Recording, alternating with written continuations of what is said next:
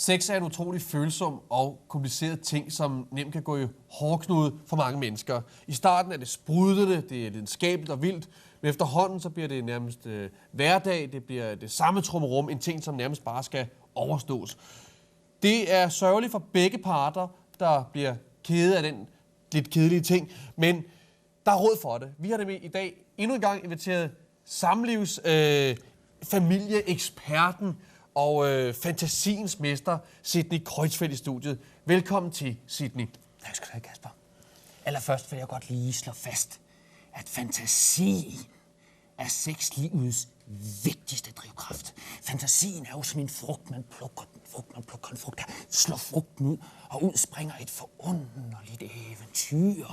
Det er jo en leg, og netop lysten og viljen til leg er det vigtigste for et hyggeligt sexliv. Hyggeligt, altså, jeg forbinder det mere med, at det er sex, det skal være altså, vildt og frodende og sådan. Lige præcis, Kasper. Vildt, frodende og meget hyggeligt. Hvad hvis man er kørt fast i sit sexliv, Sidney? Hvad gør man? Kasper, man kan gøre så mange ting. Man kan vælge at digte en historie, eller fortælle en historie. Selv holder jeg nu af bare at digte en historie. Det er en fantasifuld og forunderlig leg, hvor en starter med en sætning, en anden følger op, og sammen digter man de mest forunderlige og inspirerende sengekants eventyr. Skal vi prøve det en gang? Det kan vi godt. Jeg starter, og så følger du bare op. Ja.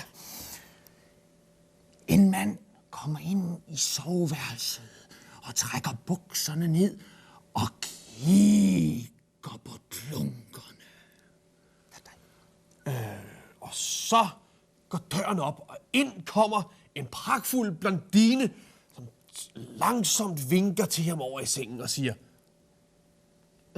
Hej. Hvorefter hun falder i søvn, og han kigger på klunkerne. Tak dig. okay, men gardinet går til side, og der står 2 negerpiger med store bryster, som visker ham i øret og siger, Nå, hvorefter de forsvinder ind med gardinet igen. Og han kigger på klunkerne. ja. Men så kommer en gartner, som er en kvinde med langt lyst hår, ind, åbner tøjet, og manden siger, Gå. Hvorefter han kigger på klunkerne. ja, Snip, ud, så er den historie ude. flot, Så lidt af det. ja.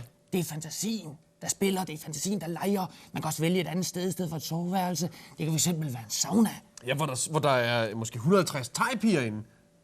Ja. Eller bare en mand, som måske kigger på klunkerne.